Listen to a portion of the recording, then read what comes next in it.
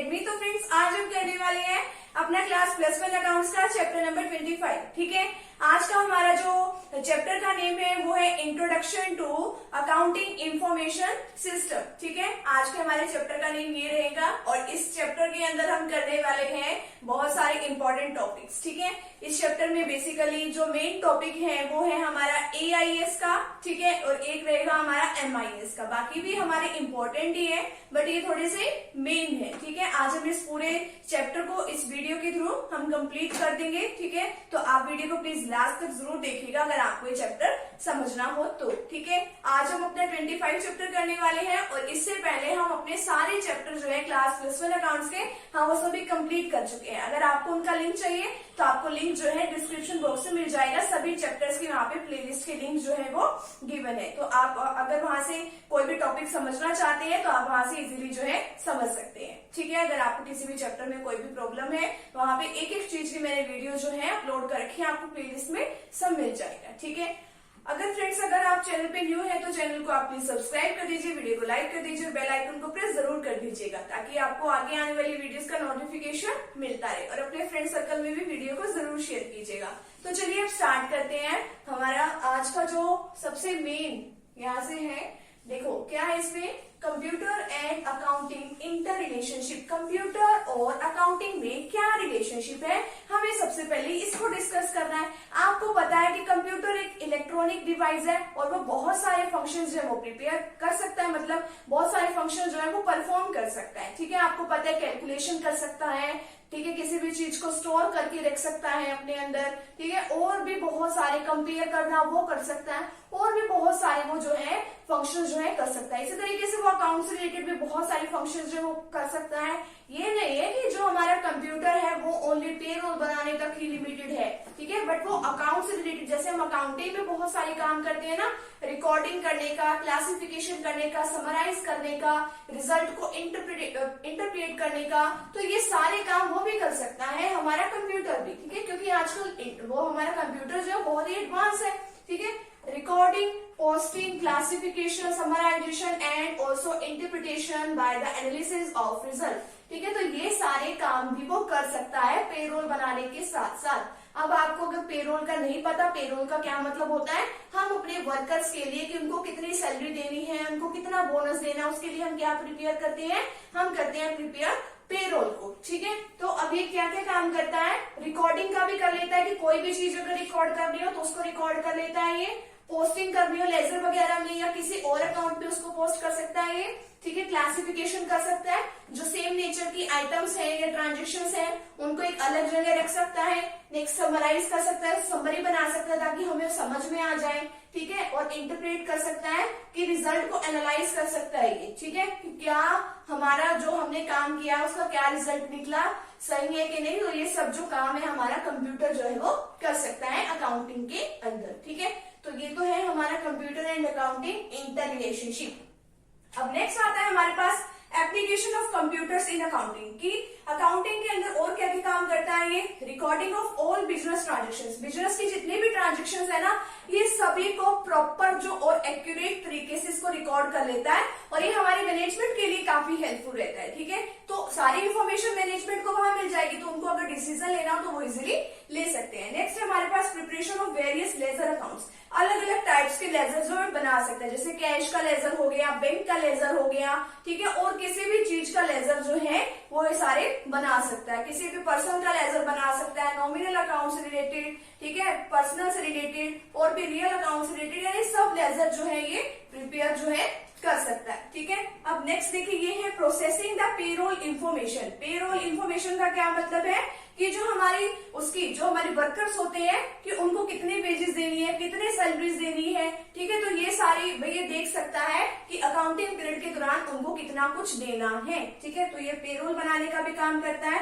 Next है preparation of trial balance. Trial balance बना सकते हैं। ट्रायल बैलेंस हम बेसिकली क्यों बनाते हैं, कोई भी चीज की अर्थमेटिकल देखने के लिए कि हमारा डेबिट बैलेंस और हमारा क्रेडिट बैलेंस कि हमारी ट्रांजेक्शन का सही है कि नहीं, मैच हो रहा है कि नहीं, तो ये जो है ये ट्रायल बैलेंस भी बना देता है, ठीक है। और इसी तरीके से हमारे फाइनल अकाउंट्स भी प्रिपेयर कर सकता है, जैसे कि हमारे ट्रेडिंग अकाउंट है, ठीक है, P&L अकाउंट है, मैन्युफैक्चरिंग अकाउंट है, ये और भी बहुत सारे जो काम है वो ये अपने आप कर सकता है, ठीक है। तो ये है इसकी application of computers in accounting, ठीक है। अब नेक्स्ट है हमारे पास इंफॉर्मेशन एंड डिसीजन। इंफॉर्मेशन और डिसीजन क्या होते हैं?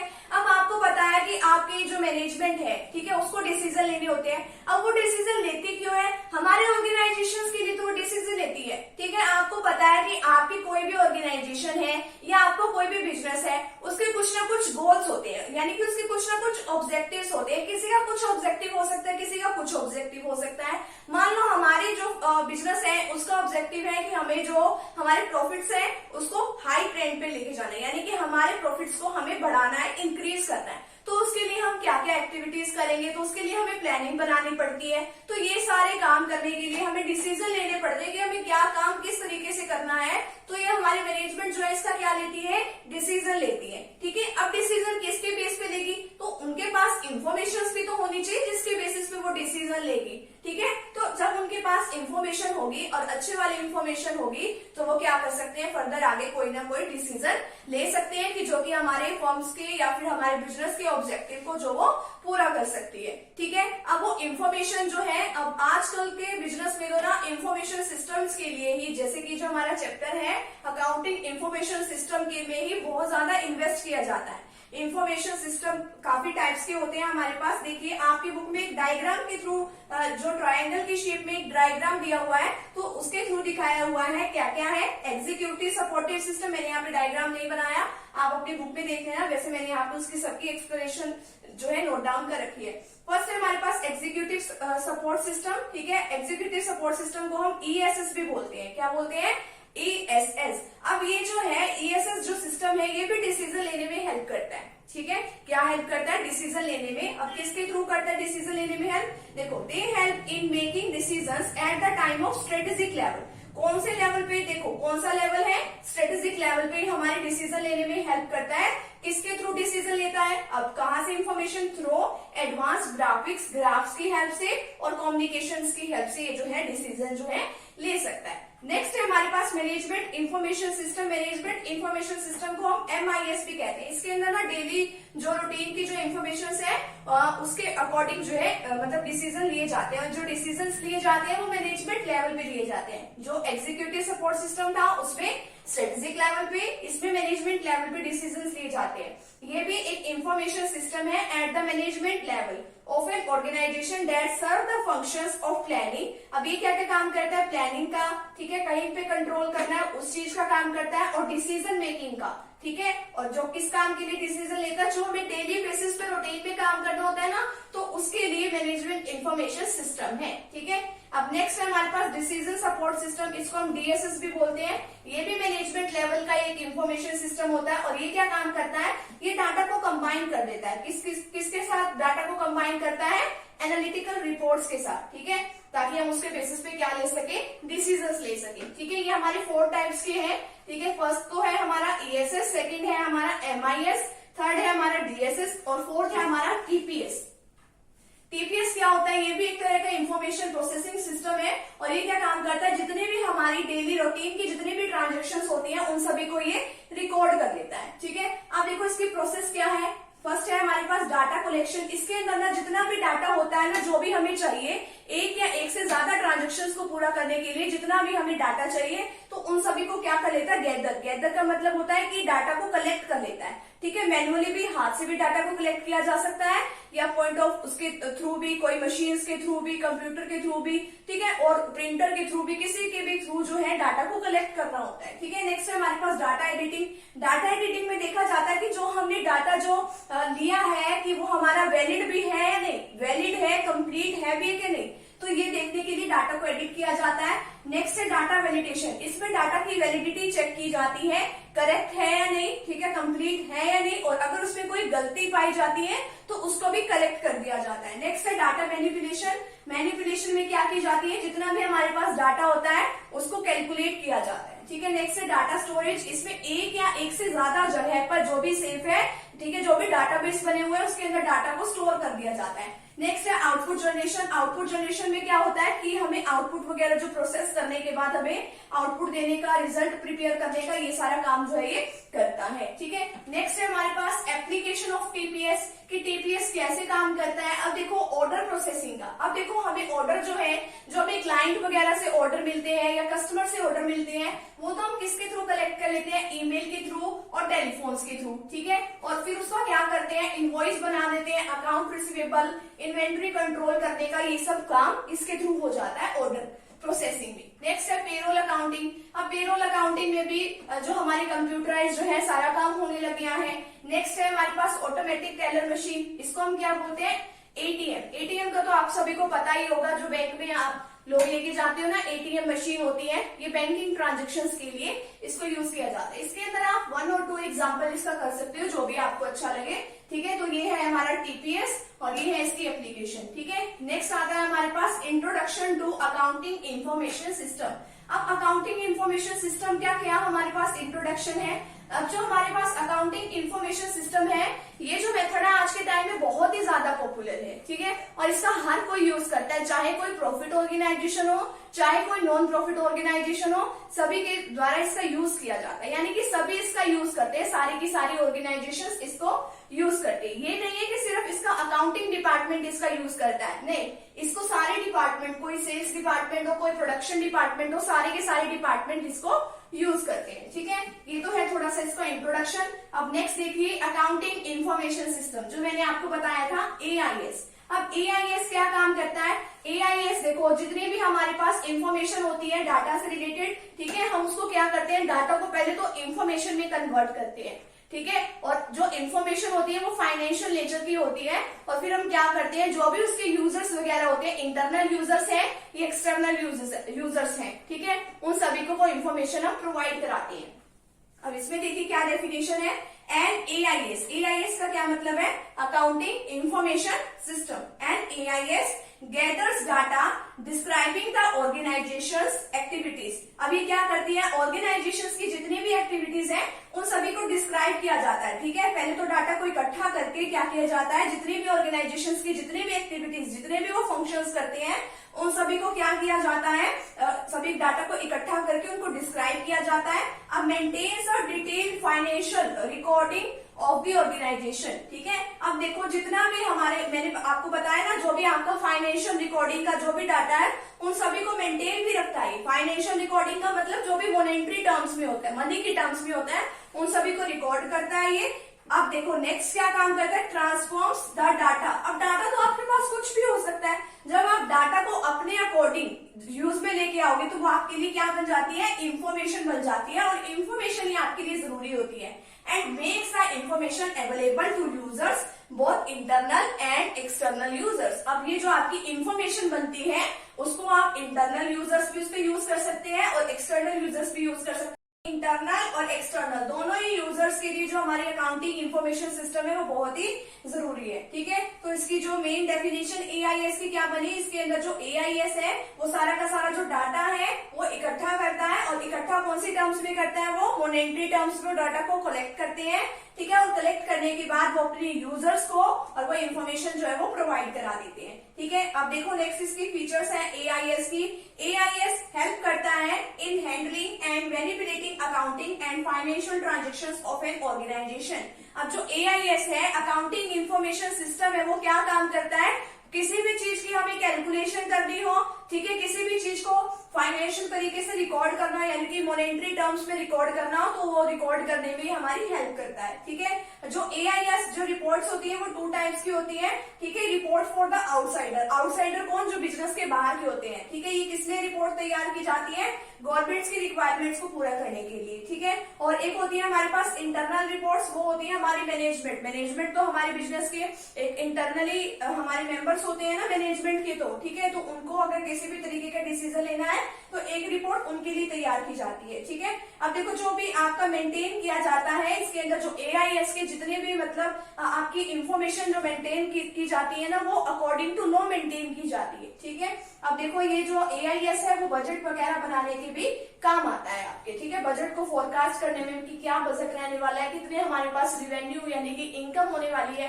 कितने हमारे पास खर्चे होने वाले हैं, तो इन सभी का वो रिकॉर्ड रखता है, ठीक है। अब इसके बाद जो आते हैं हमारे पास AIS के सब सिस्टम्स भी आते हैं, उसके अंदर आता है हमारे पास इनपुट, ठीक है, और एक आता है हमारे पास प्रोसेसिंग आता है, ठीक है, कंट्रोलिंग आता है, तो ये सारे उसके अंदर आते हैं, ठीक है। इनपुट के अंदर क्या होता है, हम सारे के सारे डाटा को कलेक्ट कर लेते हैं, इकट्ठा कर लेते हैं, ठीक है, उसके थ्रू हम अपना इनपुट उसके अंदर दे देते हैं, ठीक है। प्रोसेसिंग में क्या आता है, जो भी आपने इनपुट दिया है, ठीक है, तो उसमें क्या किया जाता है, मतलब कि जो भी आपका एक सिस्टम होता है वो क्या काम करता है, वो जो भी आपने मतलब इनपुट में जो भी डाटा आपका गिवन होता है तो उस डाटा को प्रोसेस करता है, और प्रोसेस करने के बाद आपका क्या निकल आता है, आपका आउटपुट वगैरह जो है वो जनरेट हो जाता है, ठीक है। तो उसके अंदर ये सारे काम होते हैं, ठीक है। अभी नेक्स्ट वीडियो सेशन अभी देखो इसके बाद ही हमारा आने वाला है, ठीक है। तो उसमें क्या कर रहे हैं हम, उसमें करने वाले हैं हम अपना MIS सिस्टम, ठीक है। तो चलिए अब स्टार्ट करते हैं हमारा MIS सिस्टम। अब हम देखते हैं हमारे पर्पस क्या है, इसके purposes of accounting information system, ठीक है। अब हमारा पर्पस क्या है अकाउंटिंग इंफॉर्मेशन सिस्टम का, फर्स्ट है sales order processing. Sales order processing में क्या देखा जाता है कि कितने हमारे कस्टमर ने मतलब हमने कितनी सेल करी है, ठीक है, कस्टमर्स के देख लिए जाते हैं कि कितने उनके ऑर्डर्स हैं, ठीक है, फिर उसी के बेसिस पे हम अपने इनवॉइसेस वगैरह तैयार कर देते हैं। नेक्स्ट है इसका AIS का पर्पस इन्वेंट्री कंट्रोल। इन्वेंट्री के ऊपर कंट्रोल कैसे किया जाता है, इन्वेंट्री के लेवल्स को चेक कर दिया जाता है, ठीक है, कि हमारा रॉ मटेरियल कितना है, ठीक है, आगे फिनिश्ड गुड्स कितनी है, सेमी फिनिश्ड गुड्स कितनी है, तो इन्वेंट्री के ऊपर इस तरीके से कंट्रोल रखा जाता है ताकि हम ज्यादा से ज्यादा स्टॉक जो है इतना भी ना मेंटेन कर दें कि इतनी हमें जरूरत ना हो, तो इसलिए इसके ऊपर कंट्रोल रखा जाता है। इन्वेंट्री का मतलब स्टॉक होता है। नेक्स्ट है हमारे पास अकाउंट्स रिसीवेबल। अकाउंट रिसीवेबल का मतलब ये होता है कि हमने किसी से कितने पैसे लेने हैं, तो उसमें उन सभी चीजों का रिकॉर्ड रखा जाता है, ठीक है, हमारे डेटर से रिलेटेड। अकाउंट्स पेबल में कि हमने किसी से कितने पैसे, किसी को कितने पैसे देने हैं, ठीक है, इसमें क्रेडिटर से रिलेटेड जो इन्फॉर्मेशन जो है वो रखी जाती है। पेरोल में कि हमारे वर्कर्स को हमने कितनी सैलरी देनी है एक अकाउंटिंग पीरियड के दौरान, तो ये सब देख लिया जाता है। जर्नल लेजर में इन सभी को कंसोलिडेट कर दिया जाता है, जैसे कि सेल्स ऑर्डर प्रोसेसिंग को, अकाउंट्स रिसीवेबल को, पेबल को, ठीक है, पेरोल वगैरह को, यानी कि सभी को मिक्स कर दिया जाता है, तो जर्नल लेजर है, ठीक है। तो अब देखते हैं हमारा AIS का तो टॉपिक यहाँ पे खत्म हो गया। नेक्स्ट आता है हमारे पास मैनेजमेंट इंफॉर्मेशन सिस्टम, जिसको हम बोलते हैं MIS। MIS क्या काम करता है, ये हमें एक ऐसा इंफॉर्मेशन सिस्टम है कि जो कि हमारा जो मैनेजर होता है ना, मैनेजर को क्योंकि टाइम टू टाइम डिसीजंस लेने होते हैं, तो उसको ये जो है काफी सारी इंफॉर्मेशन प्रोवाइड कराता है। A management information system is an information system that क्या जनरेट करता है, एक्यूरेट, बिल्कुल करेक्ट, टाइमली, टाइम पर, एंड ऑर्गेनाइज इंफॉर्मेशन, ठीक है, यानी कि एक अच्छी इंफॉर्मेशन हमें बिल्कुल करेक्ट और बिल्कुल टाइम पे हमें ये प्रोवाइड करता है। किसको प्रोवाइड करता है, टू हेल्प मैनेजर, ठीक है, मैनेजर्स की हेल्प के लिए। मैनेजर्स की क्यों हेल्प करता है, मेक डिसीजन, क्योंकि उसको क्या लेने पड़ते हैं, डिसीजंस लेने पड़ते हैं, प्रॉब्लम्स को सॉल्व करना पड़ता है, सुपरवाइज करना पड़ता है अलग अलग एक्टिविटीज पे, तो उसको जो है इंफॉर्मेशन प्रोवाइड कराई दी जाती है ताकि वो आगे फर्दर डिसीजन वगैरह ले सके, ठीक है। अब देखो एक हमारे पास अकाउंटिंग सिस्टम होता है, ठीक है, फिर आगे अकाउंटिंग इंफॉर्मेशन सिस्टम होता है, फिर उसके आगे सब पार्ट होता है हमारा मैनेजमेंट इंफॉर्मेशन सिस्टम। तो ये दिखाया जा रहा है कि इसके अंदर आगे इसके कितने सब पार्ट्स हैं, ठीक है, इनका लिंक दिखाया गया है मैनेजमेंट इंफॉर्मेशन सिस्टम का अकाउंटिंग इंफॉर्मेशन सिस्टम के साथ, मैन्युफैक्चरिंग इंफॉर्मेशन सिस्टम के साथ लिंक दिखाया है, मार्केटिंग इंफॉर्मेशन के साथ, financial, human resource information system के साथ इसका क्या दिखाया हुआ है, लिंक दिखाया हुआ है, ठीक है। अब देखो कि जो हम अकाउंटिंग रिपोर्ट्स तैयार कर रहे हैं, अब देखो रिपोर्ट्स हमारे लिए जरूरी होती है, इसीलिए हमारे लिए इंफॉर्मेशन भी उतनी ही जरूरी है। तो हमें किन बातों का ध्यान रखना चाहिए, रिलेवेंट, ठीक है। रिलेवेंस का क्या मतलब है कि आपने जो इन्फॉर्मेशन भेजी है वो बिल्कुल करेक्ट होनी चाहिए, ठीक है, बेफालतू की कोई उसके अंदर इन्फॉर्मेशन वगैरह नहीं होनी चाहिए। नेक्स्ट है एक्यूरेसी, एक्यूरेट होनी चाहिए, बिल्कुल करेक्ट होनी चाहिए, गलत नहीं होनी चाहिए। टाइमलाइन, तो इसमें पूरे टाइम पे हमें, यानी कि ये नहीं है कि हमें जरूरत तो आज उस इंफॉर्मेशन की हमें मिल रही है वो 10 दिनों के बाद, तो बिल्कुल टाइम पे भेज देनी चाहिए इंफॉर्मेशन। कंप्लीटनेस, तो यानी कि जो इन्फॉर्मेशन है वो पूरी क्या होनी चाहिए, कंप्लीट भी होनी चाहिए, ठीक है। नेक्स्ट है हमारे पास स्टेप्स, कौन कौन से हैं अकाउंटिंग रिपोर्ट्स को तैयार करते हुए, steps in designing the accounting report. सबसे पहले तो डिफाइनिंग द ऑब्जेक्टिव, हमें ऑब्जेक्टिव्स को डिफाइन करना चाहिए कि हमारा ऑब्जेक्टिव एक्चुअल में में है क्या, ठीक है। फिर content and format of the report, कि उसके कंटेंट देख लेने चाहिए, ठीक है, उसके अंदर क्या क्या लिखना है, फॉर्मेट जो है रिपोर्ट का किस तरीके से बनाना है, तो इन सब का ध्यान रख लेना चाहिए। नेक्स्ट है मैनिपुलेट द डाटाबेस। अब देखो कि हमें कैलकुलेशन करनी पड़ती है, तो डाटाबेस में किस तरीके से उसको कैलकुलेट कर सके, तो इस बात का भी ध्यान रखना चाहिए। फाइनलाइजिंग द रिपोर्ट, फिर उसको फाइनल करना है तो प्रॉपर पूरा मेंटेन करके वो रिपोर्ट होनी चाहिए, कंप्लीट होनी चाहिए, ताकि हम उसको फाइनल कर सके, ठीक है। नेक्स्ट है हमारे पास टाइप्स ऑफ रिपोर्ट, अलग अलग तरीके की कौन कौन सी रिपोर्ट हो सकती है। कस्टमर रिपोर्ट, कस्टमर रिपोर्ट में ये देखा जाता है कि हाँ भाई हमारे कस्टमर कैसे हैं। ऐसे कस्टमर हैं, एक तो टॉप 10 कस्टमर ले लो कि जो डेली बेसिस पे ही आ रहे हैं हमारे बिजनेस में, ठीक है। एक ऐसे कस्टमर ले लो डिफॉल्टिंग कस्टमर। डिफॉल्टिंग कस्टमर कौन से होते हैं कि जो आ तो जाते हैं, वो कई बार हमारी पेमेंट नहीं करते। और ऐसे पर्संस का भी, ऐसे कस्टमर्स का भी हमें रिकॉर्ड चाहिए कि जो पिछले 6 मंथ से कोई भी सेल परचेज नहीं कर रहे हैं। तो हमें, हमारी जो मैनेजमेंट है उन सभी को ये कस्टमर के बारे में रिपोर्ट चाहिए। इसी तरीके से हमारी मैनेजमेंट को सप्लायर के बारे में भी, कि हमारे सप्लायर कौन कौन है उसके बारे में भी रिपोर्ट चाहिए। समरी रिपोर्ट चाहिए, हर एक चीज के बारे में समरी। तो वो किसकी हेल्प से लेनी जाती है मैनेजमेंट समरी, किसकी हेल्प से देख सकती है, P&L, यानी कि प्रॉफिट एंड लॉस अकाउंट में सब कुछ लिखा होता है ना, कि कितने हमारे एक्सपेंस हैं, कितने हमारे इनकम्स हैं, तो हमें नेट प्रॉफिट और नेट लॉस का पता चल जाता है, ठीक है। डिमांड रिपोर्ट, जो स्पेसिफिक डिमांड के अकॉर्डिंग, ठीक है। एक्सेप्शन रिपोर्ट जो होती है किसी न किसी स्पेशल कंडीशन या स्पेशल सर्कमस्टेंस के अकॉर्डिंग ये रिपोर्ट तैयार की जाती है। रिस्पॉन्सिबिलिटी रिपोर्ट, यानी कि अगर हमें किसी की रिस्पॉन्सिबिलिटी देखनी हो तो उस तरीके से हमें ये रिपोर्ट जो है वो तैयार करनी पड़ती है, ठीक है। तो ये है हमारा 25th चैप्टर, ठीक है, इंफॉर्मेशन सिस्टम, ठीक है। तो ये हमारा एक मेन चैप्टर था, ठीक है। इसके बाद हम करने वाले हैं अपना 26 चैप्टर, जिसके बाद हमारा अकाउंट्स का जो सिलेबस है वो पूरा कंप्लीट हो जाएगा। तो मिलते हैं फ्रेंड्स नेक्स्ट टॉपिक के साथ, नेक्स्ट वीडियो के साथ। Thank you very much.